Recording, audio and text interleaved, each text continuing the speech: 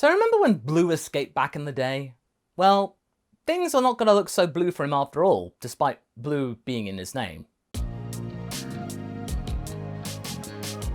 Hey folks, MasakoX here. Despite the story only just getting into the Saiyan Saga, it has had a lot of twists and turns along the way, which has made this iteration of Goku a rather more complex individual, and a dab had when it comes to fixing cars for the likes of the people upstairs. You see, all of this came about when time and destiny had it so Kakarot's pod landed on Earth at a different time to the original. Thanks to the rotation of Earth, it meant that he landed not in the countryside like before, but in the city and in the grounds of Capsule Corp. But thanks to the kindness and intrigue from Dr. Briefs, Kakarot found himself a loving family and safety from public fascination or fear for being an alien. But either way, Boxer, to go in with the naming culture of his family, was now a fighter and a mechanic. But as we know, time has a way of getting in the way and messing things up. In the last part, Boxer had to work his way through the trials of Snake Way to get to King Kai's place. However, with a lack of humour and unsure how to appease the deity, Fate though was still kind to the Saiyan, thankfully, offering up an alternative solution. Instead of jokes, King Kai's Bel Air was fixed and tuned to run as good as new thanks to Boxer's handyman skills, which resulted in the young man getting King Kai's training anyway, as that was going on. His son Lonjon, not Gohan, was being trained up to fully awake his latent potential, which had been lacking during the Raditz encounter, and him not having the innate rage boost that Gohan had in the original. Thanks to this, it meant he was ready, and Chi-Chi was more than okay with this, being more involved with the process, and this version of Piccolo was much more in tune with human emotion. But said emotion will not help against two intense alien monkeys who are out for some fun, you know. But there is good news though. Boxer is back to the land of the living, and ready to kick some Saiyan butt. However, there is some bad news to go with it too. Like we mentioned last time out, it seems that Vegeta has gotten sick and tired of waiting, and is also rather perturbed by Boxer's arrival and gains, what he can sense on his scouter. Quite clearly, the prince quite dearly wants to have our friend medium rare with a pinch of salt. Nappa too is getting really eager to eliminate everyone quickly, especially Mark and Jaco being more on the beaten up side already.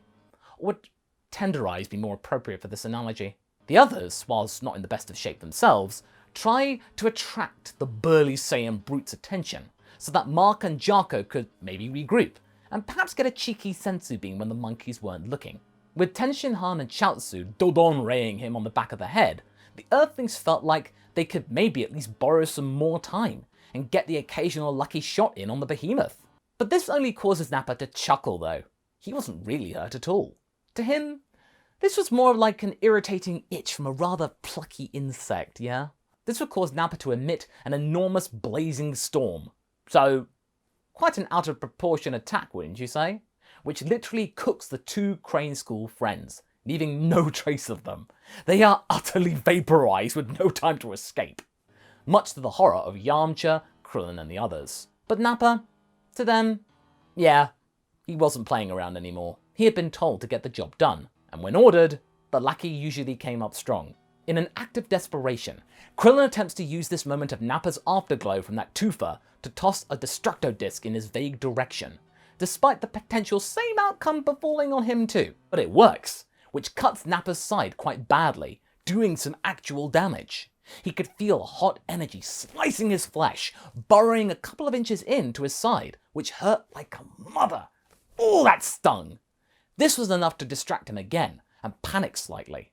Despite the power gap, that technique was nasty. Nappa is, understandably, furious with this cheap but effective shot, and is very much ready to curb stomp Krillin right now for trying to punch above his weight.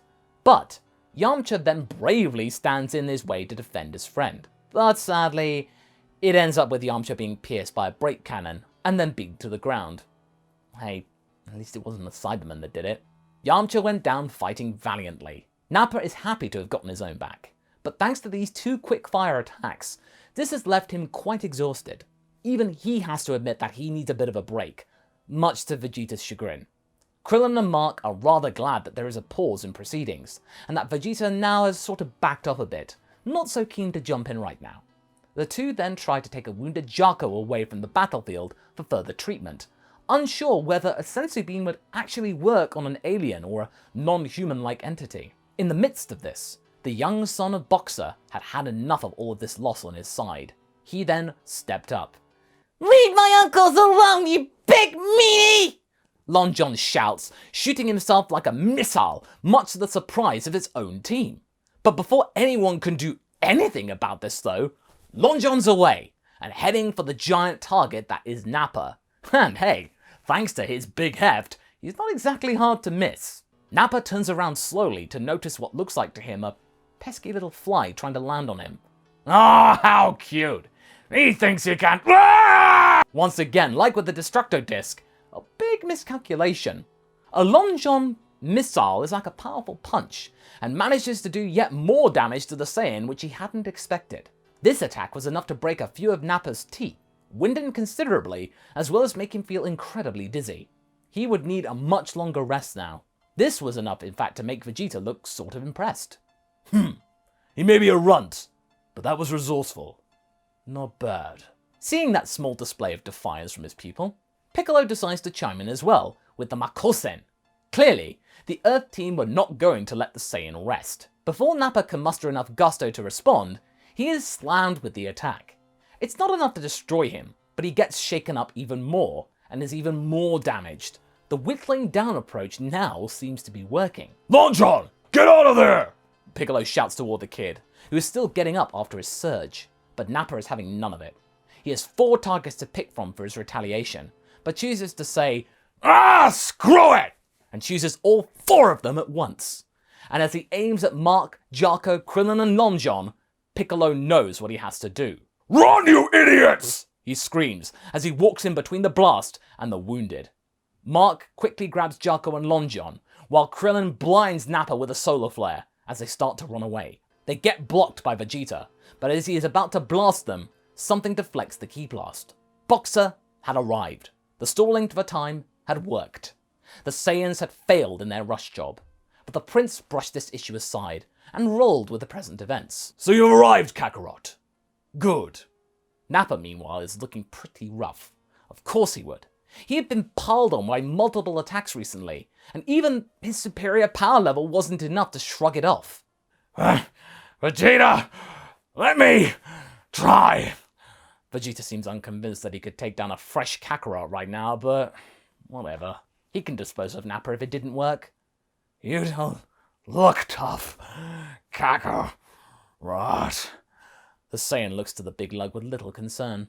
Instead, Boxer looks at the scorched remains of Piccolo, Yamcha, Chaozu, and Tenshinhan, saying nothing. He just knocks Nappa out with a single punch to the gut, much to everybody's surprise. Nappa hadn't so much as a chance to exclaim his astonishment. He was out cold. With this surprise twist, Jaco seemed to have recovered some of his bluster. Yes, he wasn't going to be fighting anytime soon, but he does use this moment to call in reinforcements which had been on standby, ensuring Vegeta wasn't looking when he did this. "It seems I'm going to be having a challenge after all." Boxer wasn't swayed, even with the prospect of fighting a strong guy.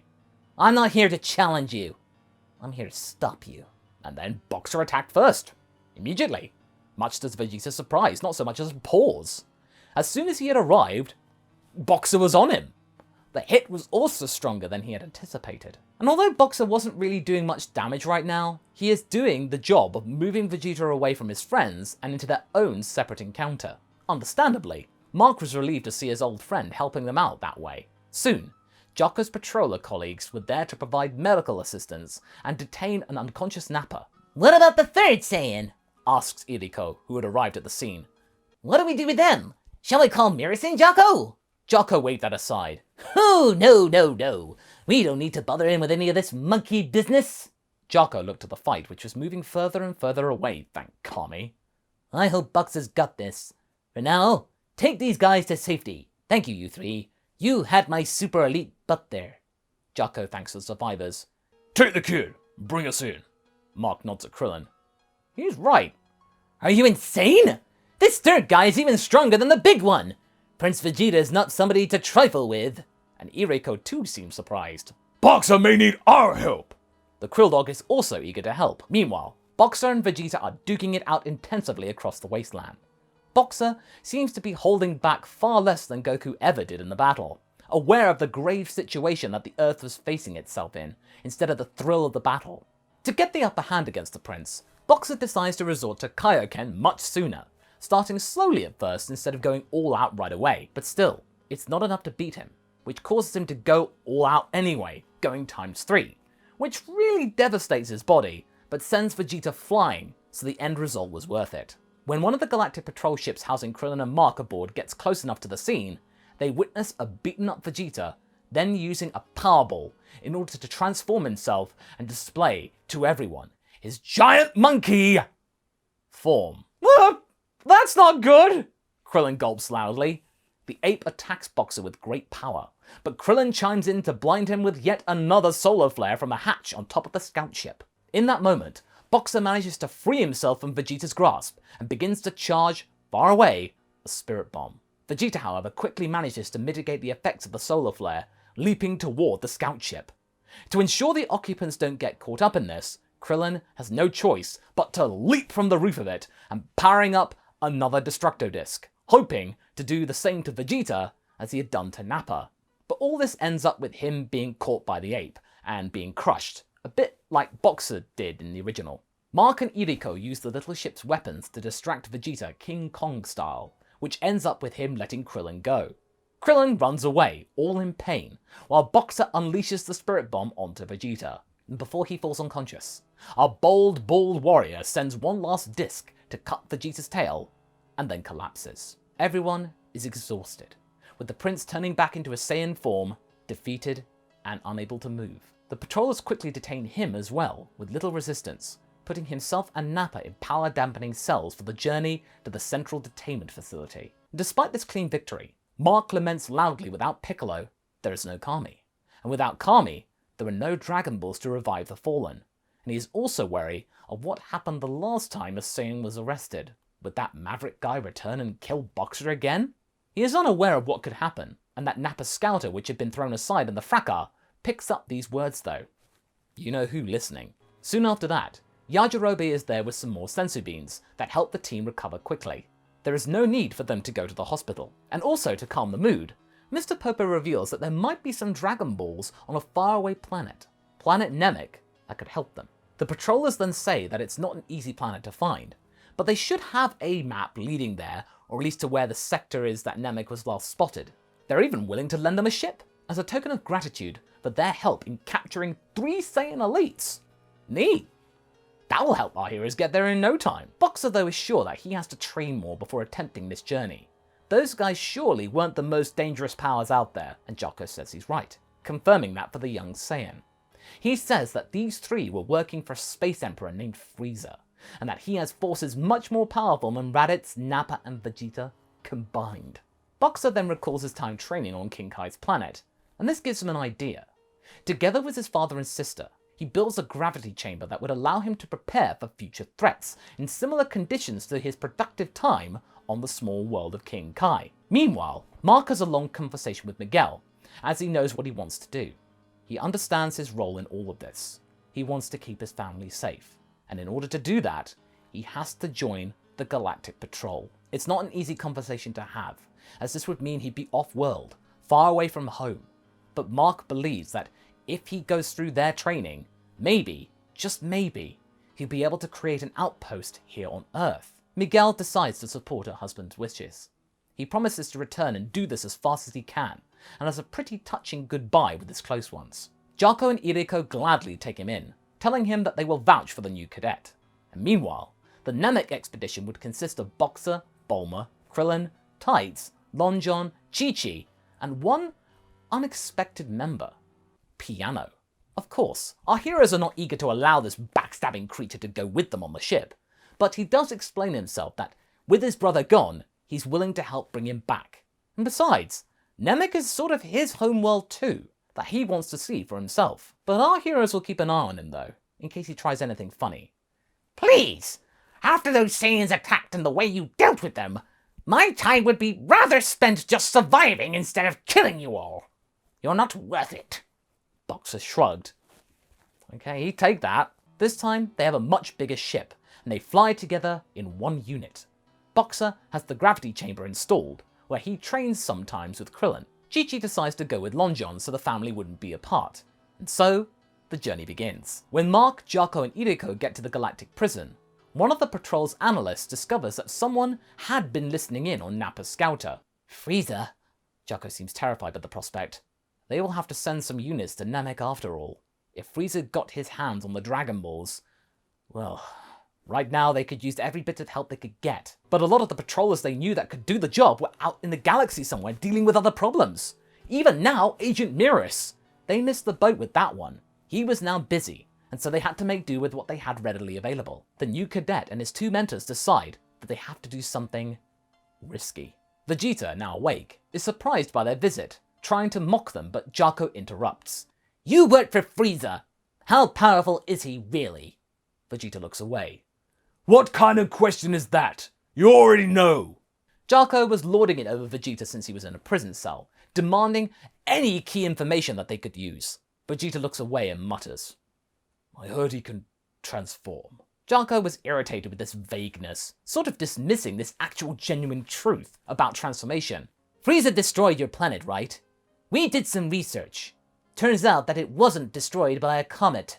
What are you getting at, Copper? This Frieza guy can get wish-granting orbs that can allow them to wish for everything he wants. Mark yells. Vegeta is terrified by the prospect.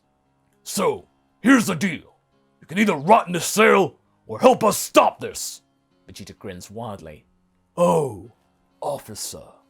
You must be really desperate to come to me for help. Meanwhile, on Earth, another spacecraft is about to leave. This one bearing the red ribbon logo. General Blue seems worried. Supreme Leader, is it wise for you to leave? We're not truly sure if this exists. Gearboth smirks. Do not worry about this, General.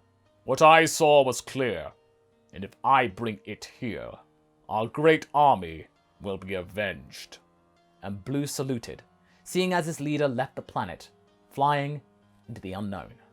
And that's where we're going to be leaving things for right now. So what do you folks think? Do you think that Gearboth's time is now, and that the absence of the Dragon Team will lead to the Red Ribbons ruling supreme whilst they're away? Leave a comment below, and let's get this discussion going. And I will see you in the next video. Catch you later!